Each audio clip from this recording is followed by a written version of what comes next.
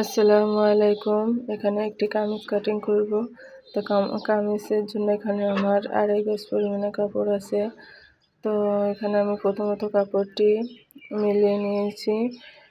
এখন 4 ভাঁজে ভাঁজ দিয়ে নেব। তো এক সাইড দিয়ে আমি কাপড়টি ভাঁজ দেব, যাতে অপর সাইডে একটু কাপড় থাকে, যেখান থেকে আমি হাতার কাপড় বের করব। তো এখানে আমার লম্বা যতটুকু আছে আমি পুরোটাই নিয়ে নেব। আর এখানে আমি গলার জন্য নিয়ে নিলাম 2.5 ইঞ্চি, যেহেতু 40 বডির কামিজ কাটিং হবে। এবং পুটের মাপ নিয়ে নিয়েছি 6 ইঞ্চি এবং পুট ডাউন এখানে 6.5 ইঞ্চিতে দিয়ে নিয়েছি। 40 বডির 4 ভাগের 1 ভাগ, এখানে 10 ইঞ্চি। আর সেলাইয়ের জন্য নিয়ে নেব 1 ইঞ্চি।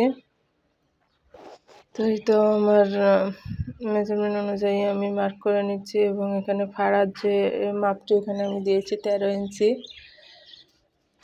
আর এখানে কোমরের যে অংশ এখানে আমি রাখবো 10 ইঞ্চি, সাথে সেলাইয়ের জন্য 1 ইঞ্চি, কোমরের জন্য 9 ইঞ্চি, সাথে সেলাইয়ের জন্য 1 ইঞ্চি, 10 ইঞ্চিতে মার্ক করে নিলাম।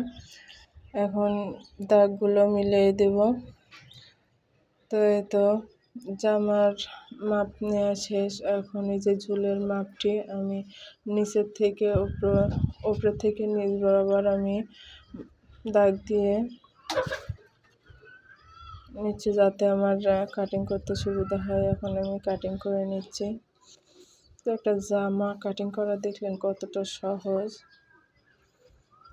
শুধু মাপগুলো মনে রাখলেই হবে। তা আমি আমার সব ভিডিওতে চেষ্টা করি সহজভাবে আপনাদের দেখাইতে। আশা করি আপনাদের উপকারে আসবে। তো এখানে আমার সাইডের যে কাপড়টুকু ছিল সেখান থেকেই আমি 4 ভাঁজ দিয়ে নিয়েছি।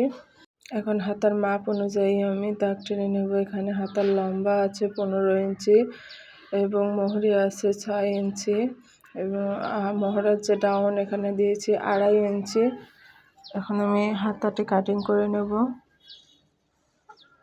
তো এই তো আমার হাতাটি কাটিং করা শেষ। কত সহজ নিয়মে আমি জামাটি কাটিং করে ফেললাম।